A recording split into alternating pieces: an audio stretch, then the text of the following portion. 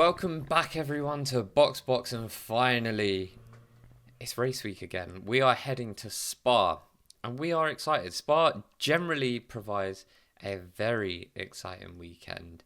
But before we move on with the show, please make sure you give us a follow on social media. We do post daily, more, like twice daily. Mate, Why are you laughing? Because I'm having a mare. I've currently got my my light has fallen down.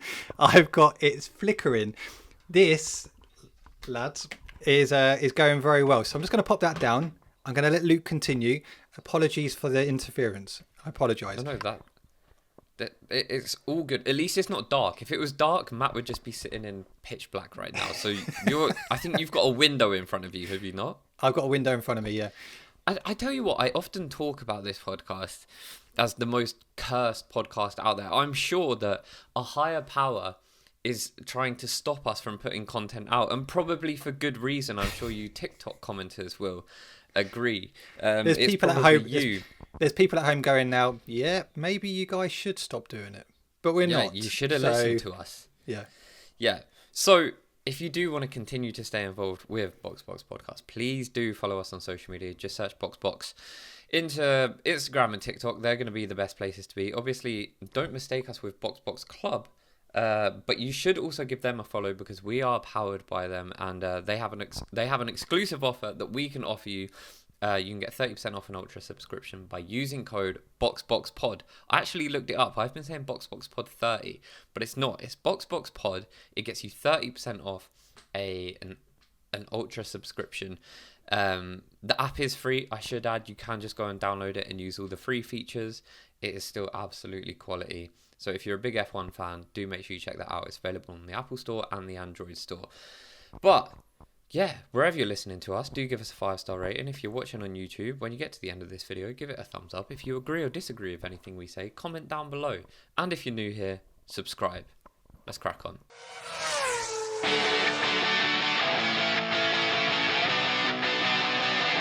All right, guys. So, firstly, there's not much F1 news. There's not much that has happened this week. But I want to touch back to last week's podcast because, Luke, we discussed, we're halfway through the season. Who is our, title? Who do we think is going to go on and win the title between Oscar and Lando? And you said a very good point that, Oscar is more cooler-headed. He's more calmer in situations. And actually, surprisingly, on TikTok, there was a lot of comments going, actually, you're wrong, because how can you say that when in Silverstone, he brake-checked Max Verstappen? Well, I don't personally think he brake-checked Max Verstappen. I just think, do you think that instant in Silverstone, where he got a 10-second penalty, shows that maybe Oscar isn't as cool-headed as we think? No, that's like, okay, that is the equivalent of saying that Max Verstappen can't keep the car on track because he spun at Silverstone. That's like saying Lando can't drive in the wet because of Sochi 2021. That's like saying Lewis Hamilton can't race wheel to wheel because of Barcelona 2016. It's a single incident, and we have to look at this, generally. Oscar has a very cool head. Firstly, he did not brake check Max Verstappen. That's terrible analysis. Whoever is spreading a nasty rumor like that, it's just not true. I think Oscar was playing dirty tactics. Don't get me wrong. I don't think it was to have Max Verstappen run into the back of him. How the hell is that going to benefit Oscar? He's literally leading the Silverstone Grand Prix. And at that point, I know it was under safety car, but he had shown that he could lead it quite comfortably. Once they got restarted, he was going to go ahead and take the lead, and build a gap. I think it was just a mistake, a lapse in judgment. I don't think he was trying to cause any harm. He was just, he hit the brakes a little bit too hard, and ultimately it did have a knock-on effect to the back of the pack. And whether you think it was harsh or not, the penalty, it doesn't matter. He received a 10-second penalty. It lost him the race win.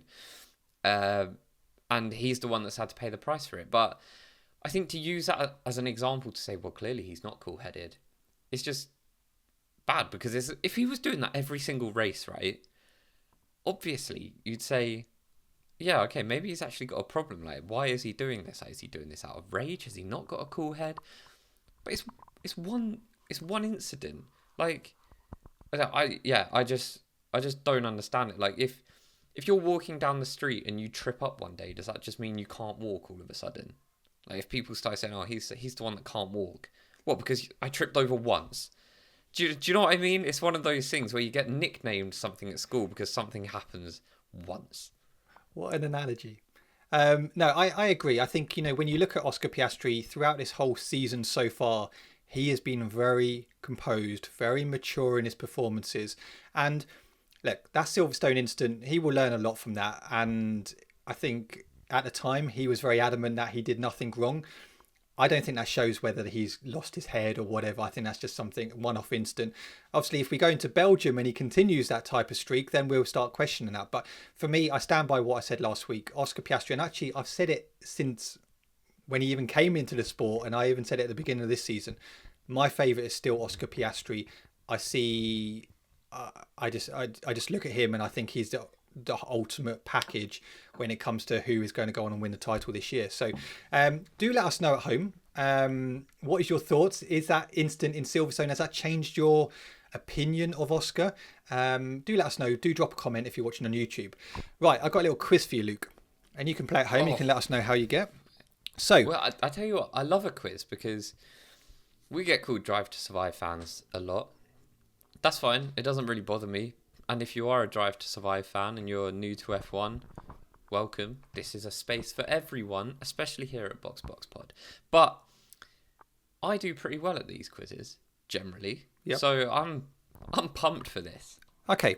So I want to test your knowledge with regards to the constructor standings last year compared to this year. Okay. So after 12 rounds, I want you to guess where the constructors were this time last year and where they are now.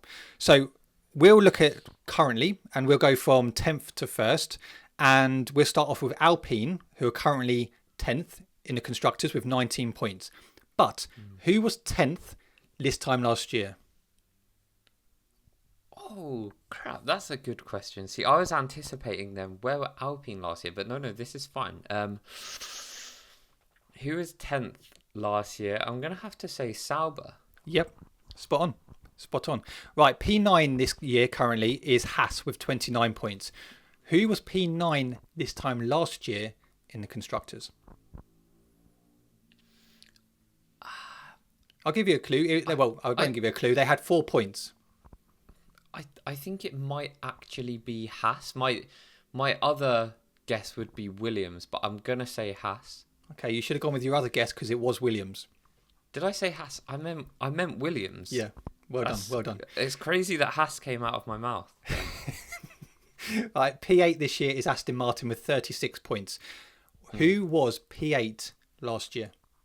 They had 9 points. I think this has got to be Haas. No, Alpine. Wow. See, in my head, Alpine was 6th. Yeah. Interestingly, there was only one team in this, compared to last year to this year, that hasn't moved. So P7 is currently RB with 36 points this year. Who was P7 last year? Oh my god. It might actually have been RB. No, it was Haas. 27 points. I swear he's like, this actually shows me how good my F1 knowledge is. It's not great, Luke. So P6 is currently Stake with 41 points. Who was P6 last year? Haas. RB. Because Haas, I don't know if you just listened, but Haas has already gone.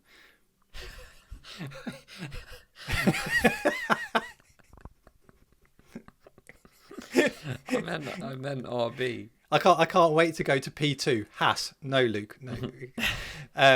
Right. P5 currently this year is Williams with 59 points. Who was P5 last year? Aston Martin. Spot on. Well done, Luke. Well done. P4 this year is Red Bull with 172 points. Who was P4 last year? Probably Mercedes. Mercedes, well done, 2 for 2. Mercedes are P3 this year. Who was P3 this time last year? This is tricky. I'm gonna say Red Bull. No, McLaren. Wow. Yeah. Were they? Yeah. Can I just say, right? This will segue nicely into a topic that we're going to talk about later. People are saying the season is over already. I don't wholly believe that to be true because anything can change at any point. Yeah. And it's going to bring us onto a topic about you would have heard about the Ferrari testing that took place at Mugello. And I just want people to not write this season off at this point because, look, McLaren were third last year and went on to win fairly comfortably in the end the Constructors' Championship. Granted, they didn't win the World Championship, but it just goes to show that anything can happen. I don't want to rain on your parade, okay, with what you're saying, but I would pretty comfortably put my house on that this season is over, and I will tell you why in a second. Okay, let's just finish off this, but I will tell you. Okay, so P2 this year is currently Ferrari with 222 points. Who was P2 last year? Ferrari. Spot on. And obviously McLaren this year is P1 with 460 points. Who was P1 last year? Okay, so how many points was third place on last year? So I'll go through this. So obviously Red Bull were this time last year. So this is what I want to say. This is why I think the season is over. Okay. So Ferrari this year on 222 points. McLaren on 460. So what's that? 200, just under 240 points. 238 points. Yeah. So Red Bull last year at this point had 373 points. Okay, McLaren, who were in P3, had 295. The difference from last year to this year is considerable. Yeah, no. Look, there's no denying that. There is no denying that. I can't argue that point because factually, it's hard to argue against. But I just think it does go to show that things can change. I wish we had 2009 in front of us. Now I know that, you know, Jenson Button went on to win the World Championship and everything, but that got very close towards the end. Like closer than, you know, he would have liked. I just think that we've got a lot more races now. You know, there's 24 races this season. We've still got a long way to go. I can't tell you exactly how many races we've had. I think it's about 11. Mate, we started off by saying we're halfway through the season. So how many races do you think we've had? Well, 11 or 12. But I mean, are we exactly halfway through the season? One race is a big difference. That's 25 points potentially to your rival. Yeah, no, I agree with you. I agree.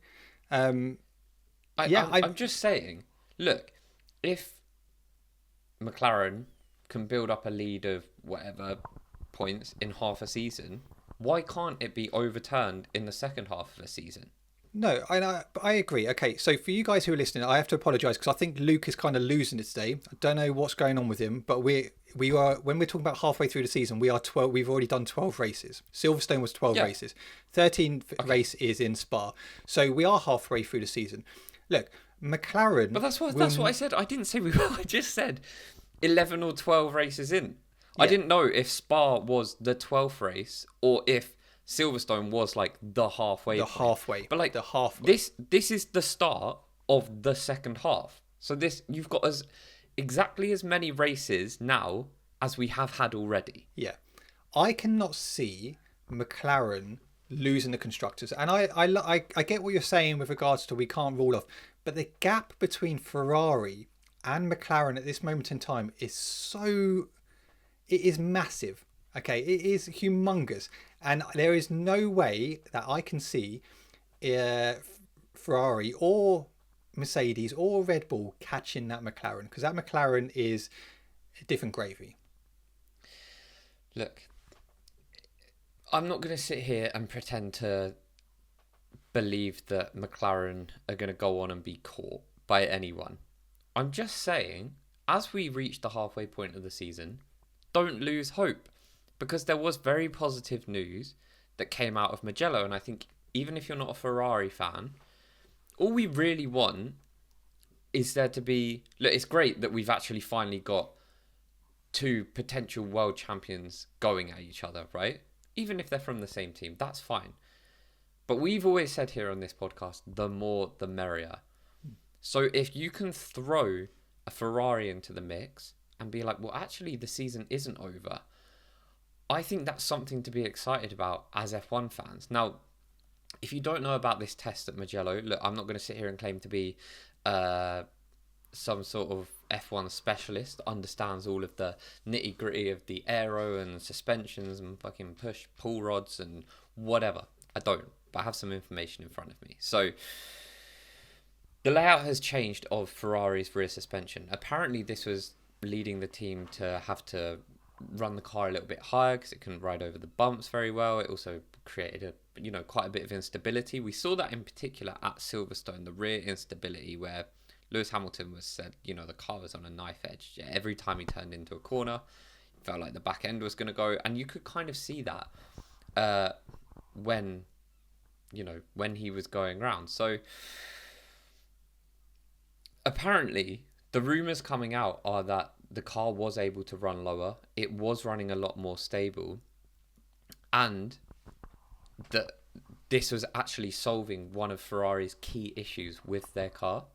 Now, the not so positive news that's come out is apparently it's only gained them 1/10 of a second. Now, this is a big upgrade. This is the upgrade that Ferrari have been waiting on. And if it has only gained them 1/10, it's probably not something to shout about. But what I would say is that if you look how close qualifying has been to be fair, for a lot of this generation of ground effect, the cars have been very close in quali, but particularly I think coming into this season, we've seen how close the cars have been. When it comes to that Q3 session in particular, it's crazy the margins that split, 5th place from 1st place. 1/10 is genuinely the difference between starting P6 and P1 at this point in time. Yeah, it's been very close this year. I think qualifying, this is the closest we've seen in qualifying for a long time, and yeah, the difference between P1 and P6 is marginal. But I think if Ferrari are coming out and stating this is their big upgrade, and don't get me wrong, okay, Luke and I initially, when we started this podcast, used to get very excited about upgrades when Mercedes used to say they're coming out with upgrades. Over time, I've become less hopeful on these upgrades, but Luke still likes it when he reads up saying Ferrari are bringing an upgrade or Mercedes are bringing an upgrade. Luke gets excited about it. Okay, can I just say, this is based on historical copium that I used to require as we ventured out of the 2021 season into this new era of ground effect cars, and Lewis Hamilton was given the stinker of all stinkers to drive around a track every week. And I used to deep dive Reddit and find someone who knows Toto Wolff's pet fucking goldfish's granddad's uncle's son, who said that Mercedes have an upgrade coming this weekend. It's bringing them like 3/10. And yeah, I used to believe it because I needed something to get me through that weekend. But this is a factual thing that has been documented online. We know that Ferrari were doing this new suspension test. They did the test at Mugello. There's pictures of the cars going around. Lewis, Charles, and Giovinazzi drove the car. However, what isn't probably factual at this point is the results. We won't see that until we get to Spa. So I'm just saying it's something to watch out for. And we spoke last week, Ferrari are the only team at this point who still have a significant upgrade package to bring. Now, this is apparently meant to partner the upgraded floor that they brought a few races back. if it does make a difference, then the season could be completely flipped on its head, because at this point, no other team is going to have an answer to such a significant upgrade package, because they've all started moving on to the 2026 car. Yeah. So I think it's just something that we should watch out for. And if you are a Ferrari fan, or you just want to see more competition at the front, we might have that coming into this week. Look, heading into the second part of the season, as I said earlier on, I do not expect much to change within the constructors. And I think the Ferrari will be fighting for that P2 like they seem to do most years. For me, as a Ferrari fan and a Lewis fan, a P2 isn't something I'm going to get massively excited about. But if these upgrades actually come in and they make a difference to the performances, and we start seeing some Ferrari wins, and we start seeing Ferrari back on the podium, then by all means, yeah, I'll be happy with that. And I'd say that's actually probably a successful second half of the season. But what I don't want to do is I don't want that to hinder their 2006 project, because I do believe McLaren will win the Constructors. I do believe it will be one of the McLarens who will win the championship, Drivers' Championship. So there's not really much for Ferrari to play for, apart from some pride and actually getting some performances and showing a bit of hope to the Ferrari fans. So my hope is actually they don't focus so much on the rest of this season, and they do actually get 2026 right, because I really want to start seeing a competitive season again next year, with Ferrari being at the front of that. So yeah, I'm not trying to be negative about it. I hope that actually these upgrades do work, but I'm not as hopeful it will make a massive difference to the constructor side of it, because I think realistically, Ferrari, Mercedes, Red Bull are fighting for that P2. Interesting that you mentioned the 2026 season. Yep. Have you seen the news about the cars no longer being ground effect? No. Do you live under a rock? This week I'll probably have, to be fair, yeah. Which is actually quite funny, actually, for the people who have, the OGs who have listened to this podcast for a while. You can vouch for me here, and do drop a comment. Who is the one who normally brings the research, the questions, basically everything? It's this guy. Yeah. Exactly. Not Luke. Not Luke. It is me. So the one time Luke actually does some research, round of applause, mate. Well, we all know that this era of cars have depended on the floor. That is essentially where 90% of the performance of these cars have come from. Okay, yep. That's why everyone was so excited to look underneath that Red Bull when it got lifted up in Monaco a few seasons back. But we were under the impression that moving into 2026, we were going to continue with this ground effect era. Now, I'm sure the teams were made aware of this well before us, but it has come out this week that the cars are no longer going to be ground effect, which means Venturi tunnels are banned, right? So all those little tunnels that you see running under the cars, they are no longer allowed. Now, I'm not going to claim to know what this means beyond that, other than flat floors are returning, similar to what we had from 2017 to 2021. We know who dominated that era, I'm just saying. It means we're probably, are we going to see barge boards return? Do you remember how complicated they used to look on the cars? Because now they're going to have to try and find additional performance from elsewhere, right? But it got me thinking, and it goes back to the point I just made. One man dominated that era of cars, and it's always been said that Lewis Hamilton hasn't lost it. He is still Lewis Hamilton. Sir Lewis Hamilton, might I add. Now that we're seeing the end of the ground effect era, do we expect to see the return of Lewis Hamilton? I really hope so. I think this is a very good question, and I think this is something which, for us as Lewis fans, we've always, we've said on this podcast, we don't think he's lost it. We've seen glimpses of, the class still which Lewis Hamilton has. We saw that in Mercedes last year with a couple of wins. We saw that for China this year in Ferrari. I still personally think he has it, but the biggest question is heading into 2026. This era of car has not done Lewis any favors in the slightest. It just hasn't worked for Lewis. I am hopeful that with this new era of car, we will see the return of Lewis Hamilton. Yeah, and look, I have said for a long time, you don't just lose it. You certainly don't just lose it overnight. And some people might point to Sebastian Vettel, right? You know, he came off the back of 4 incredible world championships, with 2013 being particularly dominant, to then being beaten by Daniel Ricciardo, not a rookie, but you could, consider him very, very new to the sport. It was his first season in Red Bull. Now, is there an argument to say, well, maybe actually Sebastian Vettel just couldn't grasp the turbo hybrid era? Because, it kind of happened for him at Ferrari. I know we can use that, but it also kind of didn't. He never won a world championship. And then, Charles Leclerc came in the team and it sort of started going wrong for him. Is it just the same for Lewis Hamilton? Is it just that, he hasn't quite got that connection with this type of car? He said that he struggled with the cars, and I'm hoping that what we see in a reversal to, sort of flat floors is that we see Lewis Hamilton come back to the forefront of the sport. That is all I want to see.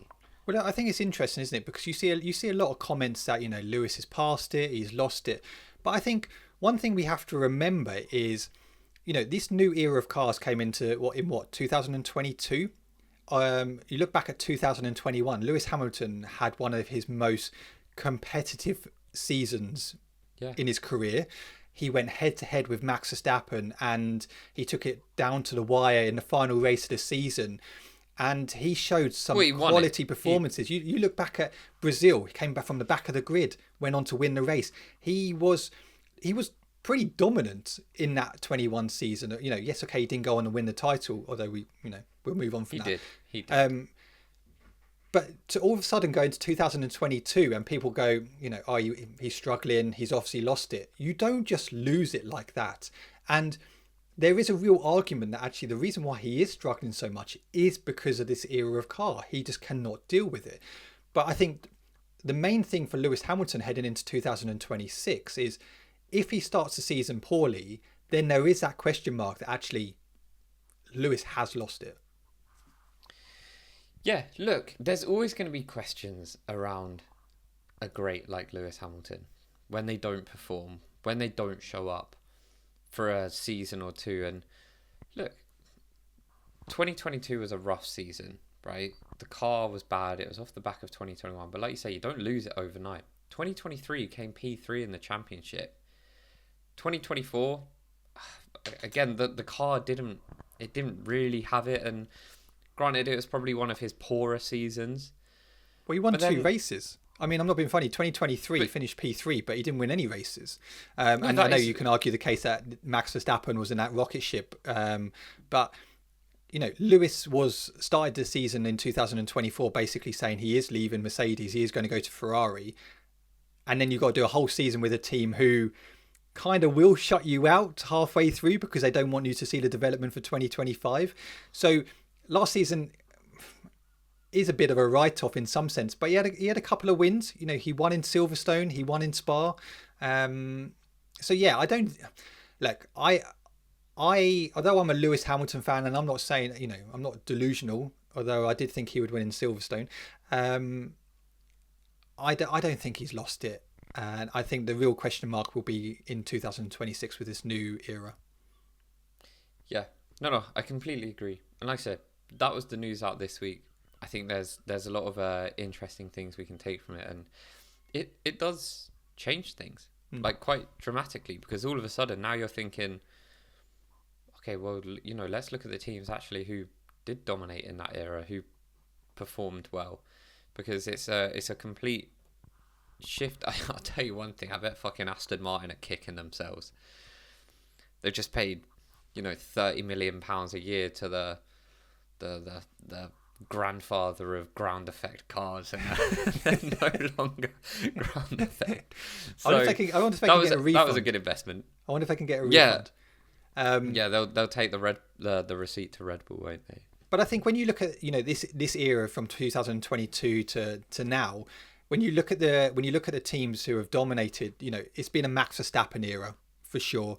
It's been a Red Bull era for sure. McLaren as well. You've now seen McLaren back at the front, and this is something you haven't seen for a long time. So I think they're the ones who have really benefited from this. But heading into 2026, there's a lot of speculation that Mercedes are the ones who are so far ahead. What does this mean for Williams as well, being a Mercedes engine? I'm really excited for next year. I'm really excited to see. I think we're going to be very surprised by the teams who are going to be up there. I really do. I really hope it. We say this every time new regulations come, but I hope it equalises the field a little bit. Look, whether you've enjoyed this era, you haven't enjoyed this era, what we can say is, number one, they have produced arguably some of the best looking F1 cars ever. Number two, however, they have failed again in getting closer racing. Now, what I will say is they definitely made qualifying a hell of a lot closer, because qualifying sessions, as I say, particularly this season, but even last season, have been insane. That is something that we didn't have in the last era, but it has failed on the racing front again. So I really hope we can push to get closer racing. And look, the cars are being made smaller. I still think they need to be made smaller still. There's active aero, so it's gonna be a really interesting time for F1. Yeah. Moving into next year, and like you say, it's gonna be really interesting to see actually what it does to teams at the back of the pack that maybe are going to benefit off what is rumored to be a very, very good Mercedes engine. Yeah, no, I'm buzzing for it. Just talking of Lewis Hamilton, so Gunther Steiner has been speaking about Lewis, and he said, "I think in Formula One, the only one above a team is Lewis Hamilton. His presence, his stature is also huge outside of the sport. There are two huge brands together now in Ferrari and Lewis Hamilton. It's almost a conflict. Who is bigger, Ferrari or Lewis?" And we did a clip last year, I think it was, that actually Lewis Hamilton was bigger than Mercedes. And you can go onto our TikTok or Insta and you can find that clip, and it got a lot of people talking. A lot of people said I was talking rubbish. No one's bigger than an F1 team. There is only one character inside F1 that is bigger than F1, and I still truly believe this, and that is Lewis Hamilton. Lewis Hamilton going to Ferrari, I still believe Lewis Hamilton is bigger than Ferrari. And I would agree. Like, the thing is Lewis has done what no one has ever done, and he's not just big in F1. He's not just big amongst racing fans. He is a global superstar. And look, to a lot of people, you're not going to give a shit about that, and that is completely fine. But when people make the point that Lewis Hamilton is bigger than F1, you can't argue with it just because you're an F1 purist, or you believe that it's team over everything or whatever. Great, if you believe that, fine, but you're just fighting the facts, and the fact of the matter is that Lewis Hamilton is bigger than the sport. He is bigger than Ferrari. He's the biggest person to ever come out of F1. So there's no point trying to fight it. That's the exact reason Ferrari signed him. That, and along with the fact that he's got 7 world championships to his name, it's because Lewis Hamilton is bigger than the sport. That's a factor. That's why it would have been so painful for Mercedes to lose him in that fashion. It just is what it is, and you have to accept it. Yeah, I agree. But you look at all the Mercedes fans who were Lewis fans, left, went over. I just think what Lewis Hamilton has done for the sport, and look, I'm not just saying this because I am a Lewis fan. I'm saying this because it's facts. Lewis Hamilton has done a lot for the sport. I don't really remember another driver who has had a massive impact on the sport as much as Lewis Hamilton. I know you could even say someone like Senna has in the past, what he's done for the sport. But I just I don't personally think anyone has done it to the extent that Lewis has done No. it. It's incomparable to anyone. And like I say, don't just think like a racing purist. I get it. So many of you are going to argue like, well, Senna was bigger, or like Schumacher. In racing world, perhaps they are more respected. I don't know, but they're not as big as Lewis Hamilton. That is just a fact. And so when Gunther Steiner comes out and says this, it doesn't surprise me. He's not speaking from a point of bias. It doesn't do anything for anyone. Oh, Lewis is bigger than the sport, whatever. Great. But like, so many people like to hate on him for that. And it's like, well, it just kind of is what it is. Yeah, no, I agree. Do let us know. So, as we know, we'll get on to Spa in 1 second. I have 10 minutes. Okay. Answer me this one quickly then. Okay. As we know, 2025, Mercedes still don't have a driver for 2026. The contracts haven't been agreed. But they do. For Kimi and George. There's a lot of speculation that Max Verstappen will be joining Mercedes in 2026. The question I have for you, Luke, and you guys at home, who would Max Verstappen replace if he joined Mercedes? I've answered this 100 times. He's replacing Kimi Antonelli. Look, Toto Wolff is not a stupid man, regardless of what you think about him. He's not an idiot. No one in their right mind is getting rid of George Russell at this point in time. Said this before, if you had one driver, you would of course replace George Russell with Max Verstappen, obviously. However, you have two. So therefore, you are going to replace Kimi Antonelli with Max Verstappen and create an absolute powerhouse team in George Russell and Max Verstappen. But is it a risk though, having George Russell and Max Verstappen, who evidently don't like each other, on the same team? Well, you've seen it in the past with drivers. You remember Senna, Alain Prost, they never liked each other. You've had drivers who don't like each other, and it just hasn't worked. You have to have two good drivers if you want to be serious, okay? Unless Mercedes are so confident that they'll be able to dominate, then maybe, okay, from a team's perspective, it might make sense to keep Kimi because he'll pick up the P2s. But at this point in time, Kimi hasn't shown enough to prove to Mercedes, I don't think, that he is going to be able to carry them. Yeah, let's say like Red Bull this season, right? Let's say Mercedes have that sort of scenario next year. Max Verstappen will be able to carry a car to wins. Yeah. Kimi Antonelli has not shown that yet, and he's so young, right? And I hope Kimi has the best future. But at this point in time, he's not shown it. So why take the risk? You've got George Russell. Just stick with him. Yeah, fair.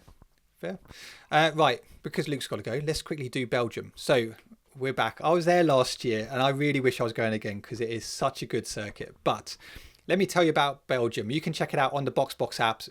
It is incredible. Go and check it out now.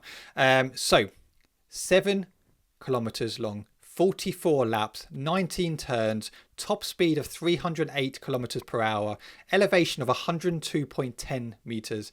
It's a sprint weekend as well, which is great. So FP1 is on Friday the 25th, 11:30 till 12:30. Sprint qualifying on Friday is 3:30 till 4:15 or 4:14. Sorry. The sprint on Saturday is 11 till 12, and then qualifying is 3 till 4, and the race on Sunday is 2 till 4. Circuit stats, right? Luke, quick question. Wait, have you told everyone that we're actually go-karting during the race? Well, I haven't. No, this is really poor organisation, and I'm pretty gutted about it, to be honest. What time is go-karting? But we're gonna watch it. We're racing, I think, at 1:30. Okay, and how long's the race? Well, we've got like a qualifying session, then a race. So good. No, we're gonna miss some of it, but we're obviously gonna watch it all before we report back to you. We just won't be able to watch it live. There we go. Right. Quick questions, Luke. The most successful constructor at Belgium. Ah. With 14 wins. Ferrari. Ferrari. Most successful driver with 6 wins. Lewis. Michael Schumacher. Wow. When was the track opened? Oh, wait, I should have known that. 14 Ferrari wins. Obviously, Michael Schumacher is going to be a boatload of those. Yep. When was it first opened? At like 54 or something. 1921. But when was the first Grand Prix held there? Oh, sorry, that's what 1954. 1950. Oh, close. Oh, it's literally been there from the start. Yep. Race lap record and held by who? I mean, again, Lewis is always an easy answer. Nope. Valtteri Bottas. Lap record.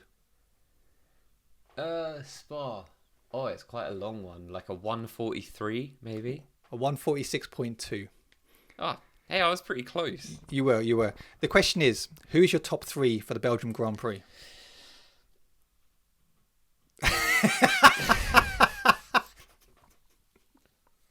Well, look, if these Ferrari upgrades come in clutch.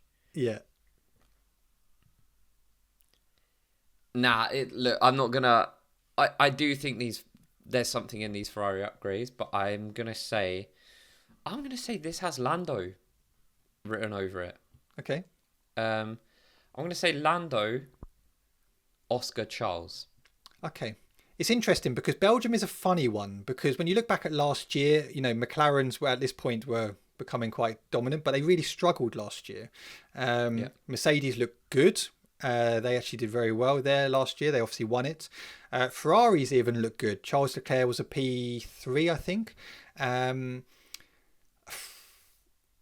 am going to go for Oscar Piastri P1,